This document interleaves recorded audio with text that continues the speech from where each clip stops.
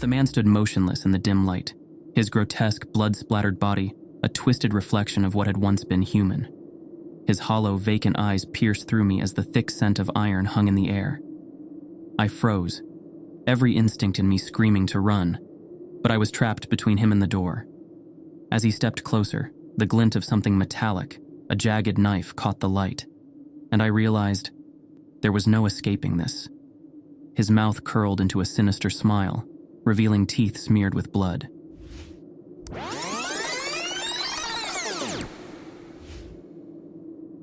It's strange how quickly you can get used to the unsettling, even the downright terrifying. I never thought I'd feel this way when I first started working at Milton's gas station, but here I am. My name's Cooper, and I've been working the night shift at this place for almost 3 years now. The gas station sits on the edge of an old, forgotten highway that no one in their right mind drives after dark. The woods around it are thick, ancient, the kind of place that swallows sound and light whole, making it feel like you're the last person left in the world. It wasn't supposed to be a permanent job, just something to pay the bills while I figured out my next step in life. But life has a funny way of keeping you stuck in one place. Milton's is the kind of place where people only stop when they have no other choice. It's open 24 hours, 7 days a week, and during my shift, it feels like time slows down, stretching out into the endless night. The fluorescent lights buzz overhead, casting a harsh glow on the cracked linoleum floors. The shelves are stocked with the usual: chips, candy, drinks, motor oil. But there's a layer of dust on everything, as if the station is forgotten by everyone, except for a few unfortunate souls like me. Milton, the owner, is a quiet, strange man. I don't know much about him, and frankly, I don't want to. He's in his 60s, tall and gaunt, with a face that looks like it's been carved out of wood. His eyes are always bloodshot, and he smells faintly of cigarette smoke, though I've never seen him actually smoke. He's the one who gave me the rules when I first started. I remember how he'd looked at me with those dead eyes and handed me a little red notebook, worn and frayed around the edges. "Read this," he said, his voice raspy. "Follow the rules and you'll be fine. Break them. Well, you'll wish you hadn't." I thought he was messing with me at first. A gas station job with a rule book? Who had ever heard of that? But Milton was serious, dead serious. And when I opened the notebook, I understood why. The rules were bizarre, to say the least. Some of them made sense in a general way, like Rule 1, always keep the doors locked after 10 p.m. That seemed reasonable. We were out in the middle of nowhere, after all, and the last thing I needed was a bunch of rowdy drunks stumbling in at 2 in the morning, causing trouble. Then there were the stranger rules. Rule 2. Never look directly at the security cameras between 3:33 a.m. and 3:34 a.m. That one gave me pause, but I figured it was just Milton's way of messing with me, some weird superstition or an old inside joke between the staff. But Rule 4? That one is the one that made my skin crawl. Never serve the man in the black car after 3 a.m. I remember reading it over and over, trying to make sense of it. What kind of rule was that? And what was the deal with the man in the black car? I asked Milton about it, but he just looked at me with that same cold, unreadable expression and said, "You'll know him when you see him. And when you do, just follow the rule, Cooper. Trust me." At the time, I thought it was just more of Milton's weirdness, maybe some old urban legend to scare the new guy. But deep down, something about the way he said it sent a shiver down my spine. Still, I didn't let it get to me too much. I've always been a skeptic. Ghost stories, urban legends, curses. I didn't believe in any of that. My first few weeks on the job were uneventful, the kind of quiet that makes you start questioning your own sanity. The gas station was almost always empty, especially during the dead of night. Occasionally, a trucker would pull in, bleary-eyed and desperate for coffee or a snack to keep them going, or a lone traveler would stumble in, looking more exhausted than lost. But other than that, it was just me and the sound of the buzzing fluorescent lights, the hum of the old refrigerator, and the endless ticking of the wall clock. I spent most of my nights behind the counter, reading or scrolling through my phone, trying to stay awake. I'd get up every hour or so to walk the aisles, pretending to straighten the already neat rows of snacks or wipe down the counter that was already spotless. Anything to keep my mind from wandering too far into the eerie stillness of the place. It didn't take long for me to notice how strange Milton's gas station really was. The first sign was the way time seemed to slow down after midnight. I'm not talking about the kind of time dilation you feel when you're bored or tired. No, this was different. The clock on the wall would tick along normally, but it felt like the hours between midnight and dawn stretched into infinity. Some nights, it felt like the hands of the clock barely moved at all. Then there was the cold. No matter how high I cranked the thermostat, the station was always cold at night. It was the kind of bone-deep cold that seeped into your skin, chilling you from the inside out. I wore layers, hoodies, jackets, gloves, but it didn't help. The cold was relentless, like it was alive, creeping through the cracks in the walls and the floor, wrapping itself around me like a shroud. But the worst part, the part that still haunts me, was the silence. It was unnatural, oppressive, like the entire world had gone still. No wind outside, no rustling of trees, no distant hum of cars on the highway. Just nothing. The gas station sat in a pocket of absolute silence, like we were cut off from the rest of the world. I'd try to play music or leave the TV on for background noise, but it didn't help. The silence was always there, lurking just beneath the surface, waiting to swallow everything whole. I'd never felt so isolated in my life. One night, after about a month on the job, I asked Milton why he kept the place open so late, especially out here in the middle of nowhere. "Business," he'd said, shrugging like it was the most obvious thing in the world. "But who even comes here?" I asked. "It's not exactly a hotspot." Milton just gave me that same dead-eyed stare. "There's always someone passing through." He wasn't wrong about that, I guess. We did get customers, but never enough to justify being open 24 hours. And yet, Milton seemed content to keep it that way. He didn't care about profit margins or customer flow. As long as the gas station stayed open, he was satisfied. I should have known then that something was off, but I ignored it. I didn't want to get involved in Milton's business. My job was simple: show up, run the register, follow the rules, and clock out when my shift was over. I could handle that. At least that's what I thought. It was a Friday night when things started to go wrong. I remember it clearly because the air felt different as soon as I walked into the station. The cold was worse than usual, biting and sharp, making the hairs on the back of my neck stand on end. The silence felt heavier, more oppressive. It was the kind of silence that made you feel like you weren't alone, even though you knew you were. I checked the clock, 11:45 p.m. My shift had just started, but I already had a bad feeling about the night. I brushed it off as nerves, maybe just the stress of working too many nights in a row. But deep down, something felt wrong. As the hours ticked by, I couldn't shake the feeling that I was being watched. Every time I turned around, I expected to see someone standing at the door or lurking in one of the aisles. But the station was empty, as usual. Just me and the cold. Around 2:30 a.m., the first car pulled in. A beat-up old truck with rusted fenders and a cracked windshield. A man in his 40s got out, looking half asleep, and stumbled inside.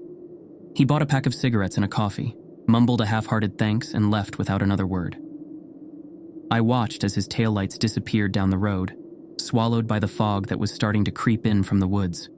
The fog wasn't unusual.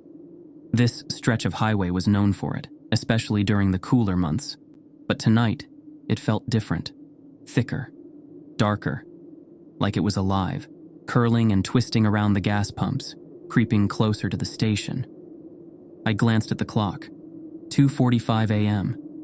I still had over an hour left on my shift. The fog pressed against the windows, making it impossible to see anything beyond the parking lot. I flicked the lights off for a second, hoping to get a better view outside, but the darkness only made the feeling worse. It was like the world beyond the gas station had disappeared entirely, swallowed by the thick, soupy mist. I turned the lights back on, trying to ignore the growing knot of fear in my stomach. That's when I heard it.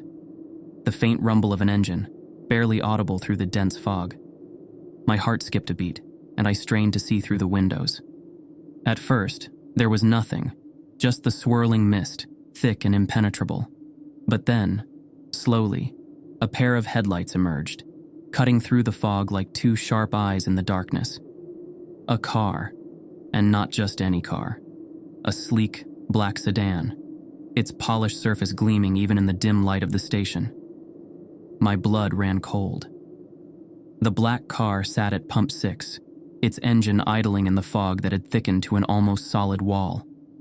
My heart thudded in my chest, each beat louder than the last, echoing in the oppressive silence of the gas station. I glanced at the clock on the wall, 2:55 a.m. My pulse quickened as I realized what was about to happen. The man in the black car after 3 a.m. That rule, the one that had seemed the most ridiculous, the most arbitrary, was suddenly very real. It pounded in my head as I watched the driver's door slowly creak open. I didn't even see him at first, just the door swinging wide, letting out a wave of freezing cold air that seemed to make the temperature drop another 10 degrees. A figure stepped out, and I couldn't help but tense. He was tall, unnaturally so, and his movements were too fluid, too smooth. He wore a long black coat that fluttered slightly in the cold wind, and a wide-brimmed hat that cast a shadow over his face. Even from a distance, I could feel something was wrong. Something about the way he carried himself was off, like a predator stalking its prey, calm, deliberate, dangerous. I ducked behind the counter instinctively, my breath coming in shallow gasps. I tried to steady myself, but the fear that gripped me was unlike anything I'd ever felt. It wasn't just the situation, it was the man himself. There was something profoundly wrong about him, a presence that sent a primal instinct through me to run, but my feet felt like they were glued to the ground. I peeked up over the counter, watching as the man stood motionless by his car. He hadn't gone for the gas pump yet. He hadn't even moved toward the door. He just stood there, looking at the gas station, as if he knew I was watching him. My fingers trembled as I glanced at the clock again. 2:58 a.m. 2 more minutes. Just 2 minutes. The rule said after 3 a.m., and if I could somehow keep him from entering until the minute hand passed the hour, maybe, just maybe, I'd be okay. But what if I was wrong? What if letting him linger was worse? I didn't know, and the weight of my uncertainty gnawed at me. The doorbell chimed. My heart stopped. The man hadn't moved. He was still standing outside. But the door had opened. I hadn't even heard the handle turn, and now the door was slightly ajar, as if inviting him inside. The air inside the station felt heavier, colder, like all the warmth had been sucked out in an instant. I stood frozen behind the counter, my mind racing as I tried to figure out what to do. I couldn't just stand there. But the rule was clear. Never serve the man in the black car after 3 a.m. I glanced at the clock again. 2:59 a.m. I swallowed hard, my throat dry, and stepped out from behind the counter. My legs felt like they were made of lead as I took a few shaky steps toward the door, my gaze locked on the figure outside. He still hadn't moved, hadn't even acknowledged me, but I could feel his eyes on me from under the brim of his hat. "Hey!"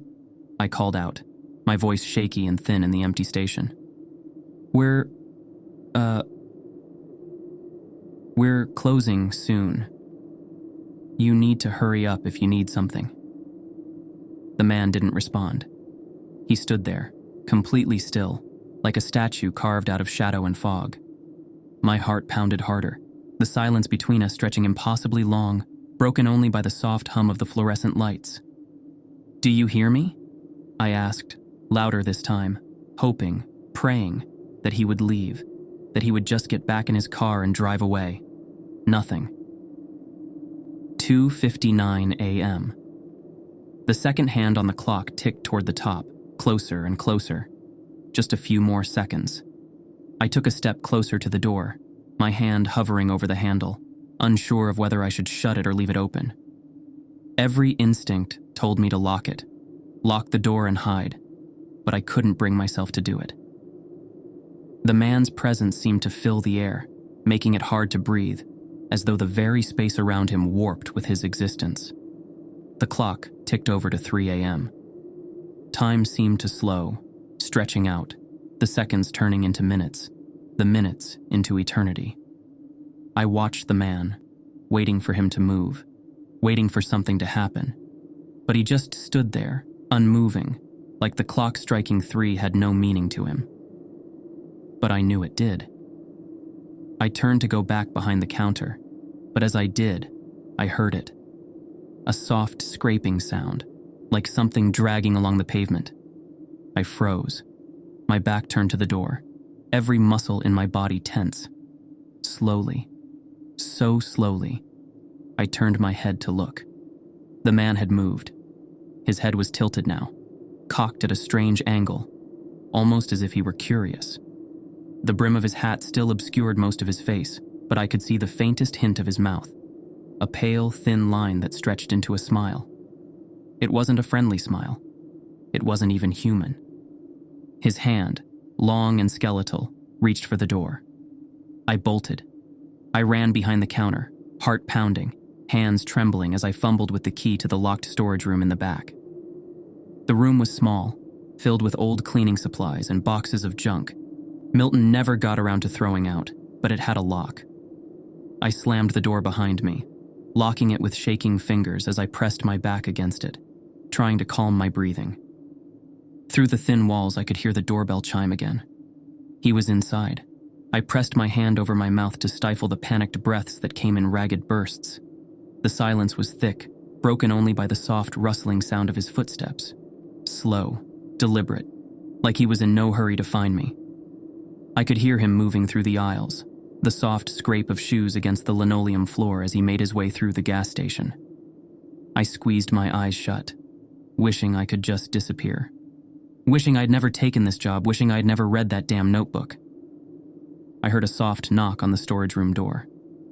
Tap, tap, tap. My heart leaped into my throat. I bit down hard on my lip, trying not to make a sound. The doorknob rattled, but the lock held. "Cooper," a voice said, muffled through the door. It wasn't quite human. Too low, too cold. It sounded like the wind had learned to speak. "Cooper, I know you're in there." I swallowed hard, pressing my back harder against the door. The pounding of my heartbeat echoed in my ears, drowning out everything else. He shouldn't know my name. How could he possibly know my name? "Come out, Cooper," the voice whispered, so close I could feel it vibrating through the door. "We need to finish our transaction." I squeezed my eyes shut tighter, biting down on my lip until I tasted blood. This wasn't real. It couldn't be real. It had to be some kind of nightmare, some sick hallucination brought on by too many sleepless nights. But then I heard the doorknob rattle again, harder this time, and I knew. This was real. "Don't make this difficult, Cooper," the voice said again, the smile in its tone unmistakable. "You broke the rule. You served me." My stomach twisted into knots. The rule. Never serve the man in the black car after 3 a.m. I hadn't served him, not really.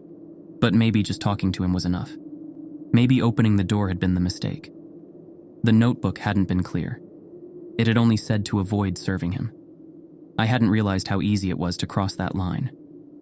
The doorknob jerked violently, the sound of the wood groaning under pressure making my breath catch. I could feel him pushing against the door, testing it, seeing how strong the lock was. I braced myself, trying to prepare for whatever was coming next. But then, suddenly, the pressure stopped. The doorknob went still, the silence returning like a weight pressing down on me. For a moment, I dared to hope that he had left, that maybe he had given up. But deep down, I knew better. "I'll be seeing you soon, Cooper," the voice whispered, so soft I could barely hear it. "The rules were made for a reason. You've broken them, and now you'll have to pay." My breath hitched, and I waited, listening for any sound, any sign that he was still there. But there was only silence. After what felt like an eternity, I finally dared to move. Slowly, I pressed my ear to the door, straining to hear. Nothing. Just the faint hum of the refrigerator in the front, the distant ticking of the clock. He was gone. But I knew, deep down, that he wasn't really gone. He would come back. And the next time, I wouldn't be so lucky. The rules were clear. I had to stay inside, not move, and make no sound until it was quiet for 5 minutes. Only then could I come out. But fear gripped me, preventing me from obeying even my own instincts. I counted the seconds, matching their rhythm with the ticking of the clock. Each second felt heavier than the last. Was it worth the risk? The 5th minute passed. I thought this was my chance. I slowly opened the door and stepped. He was on me before I could even scream. His jagged, rusted blade tore through the air, aiming for my throat. I threw myself sideways, crashing into a display of snacks, sending chips and candy flying in all directions. My breath came in ragged gasps, every nerve in my body screaming to get away. But he was fast, unnaturally fast. I caught a glimpse of his face as he closed the distance between us, or what was left of it. The skin on his cheeks was sloughing off in thick, oozing layers, revealing raw muscle and bone underneath. His eyes, once dark and menacing, were now completely hollow, black pits of endless darkness. Blood dripped from his open mouth, mixing with something darker, thicker, a sickly black ichor that oozed between his broken teeth. He grinned, wide and feral, as if savoring the fear radiating off me. His body twisted unnaturally, bones cracking and realigning beneath his torn skin. The man, or whatever he had become, was barely human now. His limbs contorted in impossible angles, his spine bent grotesquely forward, as if something inside him was trying to tear its way out. He moved with an unnatural grace, his body no longer limited by the bones that should have constrained him. I scrambled backwards, my hands slipping on the blood-slicked floor. The smell was overwhelming, a pungent stench of rot and decay, mixed with the metallic tang of blood, my own blood. The searing pain in my side reminded me of the gash he'd already inflicted. Warm liquid soaked through my shirt, pooling around me as I gasped for air. He stood over me now, his shadow looming larger, darker. The blade in his hand glistened with a fresh coat of my blood. He crouched, bringing his face closer to mine, the stench of his rotting breath hot on my skin. His voice, low and guttural, barely human, reverberated through the silence.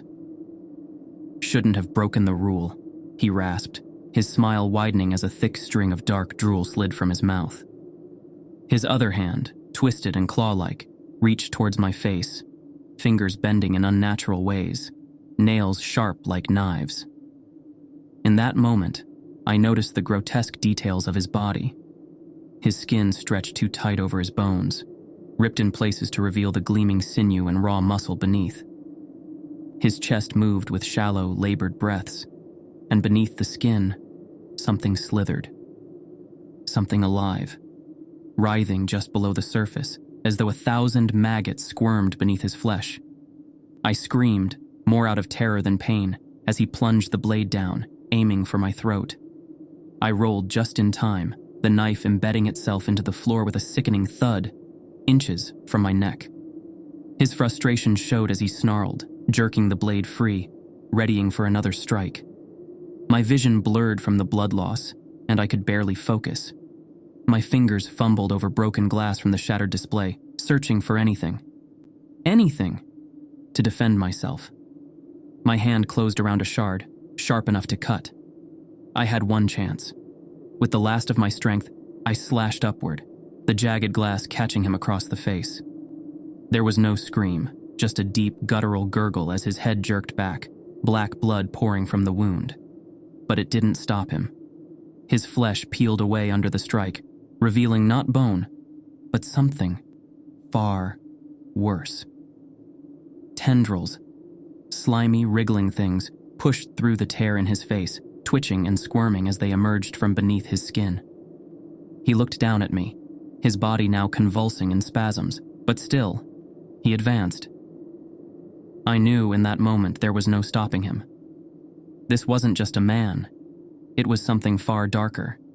Something that had crawled from the deepest pit of hell, wearing the mask of humanity. The air around me grew colder, thick with the smell of rot, as if the gas station itself was decaying around us. I tried to stand, my legs weak and trembling, but the weight of his presence pinned me to the spot. The shadows in the room twisted unnaturally, stretching out towards him, as though they too were part of this monstrous being. He grabbed me by the throat, lifting me off the ground with impossible strength, his face inches from mine. His eyes, those hollow endless pits, bored into me, filled with a hunger that went beyond flesh. The knife raised again, glinting in the dim light, poised for the final blow. I gasped for breath, my vision tunneling as I struggled in his grip. I could feel the life draining from me, my heartbeat slowing, my limbs growing heavy. In the distance, a faint ringing sound, a bell, echoed through the air, and for a moment, the creature paused. His head tilted, listening. His grip slackened just slightly, and I took the opportunity.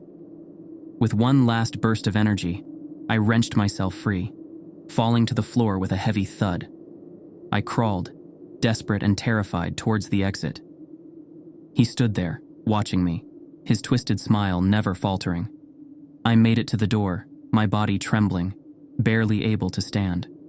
But as I reached for the handle, I heard his voice one last time, low and mocking. "I'll be back, Cooper. The rules were made for a reason." I flung the door open and stumbled into the cold night air, collapsing on the pavement as the gas station lights flickered behind me. When I looked back, he was gone. I stumbled out of the gas station, my legs weak and trembling, each step a painful reminder of the deep gash in my side. The cold night air hit me like a slap, sharp and bracing, but it did little to clear the fog in my head. Blood soaked through my shirt, warm against the icy wind, and I could feel it trickling down my skin, sticky and thick.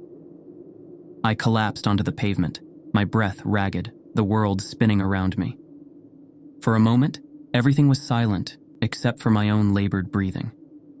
The distant hum of the highway was the only sign that the world hadn't completely stopped. I forced myself to look back at the gas station, expecting to see him standing there, that twisted, deformed figure in the doorway, his grotesque smile lit by the flickering neon lights. But there was nothing. The station was empty, the lights still on, casting long shadows across the lot. The door was slightly ajar, swaying gently in the breeze. It felt wrong, impossibly wrong, like the building itself was holding its breath, waiting for something, someone, to return. But there was no sign of him. Not a single trace of the nightmare that had just unfolded inside. For a second, I thought maybe I had imagined it. Maybe the blood loss was messing with my head, making me see things that weren't there. But then I felt the searing pain in my side again, a cruel reminder that it had been real. Too real. I pressed my hand to the wound, wincing as fresh blood seeped through my fingers. I needed to get out of there. Fast. With what little strength I had left, I pulled myself to my feet, swaying unsteadily as the world tilted around me. My car was only a few feet away, parked just behind the station, but it felt like miles. Each step was a struggle, my legs barely able to support my weight. I gritted my teeth, forcing myself to move, the distant sound of my car keys jingling in my pocket the only thing keeping me going. I made it to the driver's side door, fumbling with the keys, my fingers slick with blood. The world seemed to pulse around me, shadows twisting at the edges of my vision. I shoved the key into the lock and yanked the door open, collapsing into the seat with a sharp gasp. The moment I was inside, I slammed the door shut, locking it with shaking hands. The car felt like a sanctuary. Small, enclosed, safe. I let out a shaky breath, my heart pounding in my chest as I leaned back, trying to catch my breath. My hands were still trembling, bloodied and slick, leaving dark red stains on the steering wheel. I needed to call for help. I reached for my phone, my fingers brushing the cool surface of the screen. But as I pulled it from my pocket, a wave of dread washed over me. The screen was cracked, jagged lines spiderwebbing across the glass. I hadn't even noticed it in the chaos, but now the damage was clear. My stomach sank. I pressed the power button, hoping, praying that it would still turn on. Nothing. I pressed it again, harder this time, but the screen stayed dark. The phone was dead. Panic surged in my chest, and for a moment, I just sat there, staring at the shattered device in my hand. No phone, no help. I was completely alone. The thought hit me like a punch to the gut, and I had to fight the urge to scream. I dropped the phone onto the passenger seat and turned the key in the ignition. The engine roared to life, the familiar hum of the car grounding me, if only for a second. I gripped the steering wheel tight, knuckles white, and pressed down on the gas. The tires screeched against the asphalt as I pulled out of the parking lot, my headlights cutting through the fog that clung to the road ahead. The gas station disappeared into the mist behind me, swallowed by the darkness. But I couldn't shake the feeling that he was still there, watching, waiting, that he would follow me just like he had warned. The road stretched out before me, endless and empty. The further I drove, the quieter the world seemed to become. Even the engine's steady hum began to fade, replaced by an eerie silence. It was as if the entire world had fallen away, leaving me in a void of nothingness. My head swam, the loss of blood making it hard to focus. I could feel my strength slipping, my vision blurring at the edges. I needed to stop, to find help. But there was nothing. No other cars. No houses. Just the endless winding road and the fog that clung to it like a ghost. I glanced at the rearview mirror, half expecting to see headlights behind me, to see him in the distance, closing in. But the road was empty, the fog thick and impenetrable. Still, I couldn't shake the feeling that he was there, lurking just out of sight, waiting for the right moment to strike. The rules had been clear. I had broken them. And now, I was paying the price. I kept driving, each mile feeling longer than the last. My hands gripped the steering wheel tight, my knuckles white with tension. The pain in my side was growing worse, each breath sending a fresh wave of agony through my body. I knew I was losing too much blood. If I didn't get help soon, I wouldn't make it. But there was no help. Only the road. And the fog. As I drove, something strange began to happen. The fog ahead of me seemed to thicken, coiling like smoke, swirling in unnatural patterns. The headlights barely cut through it, the beams flickering as if the fog itself was alive, feeding on the light. My heart pounded in my chest, a cold sweat breaking out across my skin. Something was wrong. Very wrong. The car shuddered beneath me, the engine sputtering. I glanced at the dashboard, watching in horror as the fuel gauge plummeted. It didn't make sense. I had just filled the tank before my shift. But now, it was almost empty, the needle dipping dangerously close to the red. No. No. No. No. I muttered under my breath, my hands trembling as I gripped the steering wheel tighter. The car lurched again, the engine stuttering. I could feel it slowing down, the power slipping away. I pressed harder on the gas, but the car only sputtered in response, slowing to a crawl. Panic surged in my chest as I glanced out the window, the fog pressing in on all sides, thick and suffocating. The car rolled to a stop, the engine cutting out with a final, sickening cough. I was stranded, alone. The silence that followed was deafening. My breath came in shallow, ragged gasps, the sound of my own heartbeat pounding in my ears. I sat there frozen, staring out into the fog, waiting for something, anything to happen. But the road remained empty. The fog curled and twisted, but nothing emerged from it. I was completely and utterly alone. I let out a shaky breath, my hand still trembling as I reached for the door handle. I had no choice. I couldn't just sit here and wait for him to find me. I needed to move, to get away. The door creaked open, the sound echoing in the stillness, far too loud. I stepped out, the cold air biting at my skin, the fog immediately closing in around me. My legs wobbled beneath me, the loss of blood making it hard to stay upright. I pressed a hand to my side, trying to stem the bleeding, but the warmth was already seeping through my fingers. I took a few shaky steps forward, my heart racing as I glanced around. The road stretched out ahead of me, disappearing into the fog. There was nothing. No sound, no movement. Just the dense, suffocating fog and the distant hum of my own heartbeat. Then, I heard it. A low, guttural whisper. My breath hitched, my body freezing in place. The sound was faint, almost imperceptible, but it was there. A voice. Somewhere in the fog, just out of sight. I turned slowly, my heart pounding in my chest. The fog swirled around me, thick and heavy, but I couldn't see anything. No movement, no shapes, just the endless white mist. But the whisper continued, growing louder, more insistent. It echoed around me, coming from everywhere and nowhere at once. My pulse quickened, panic clawing at my throat as I tried to focus, to figure out where the sound was coming from. Then, out of the corner of my eye, I saw it. A figure. It was faint, barely visible through the fog, but it was there. A tall, dark shape, standing motionless in the distance.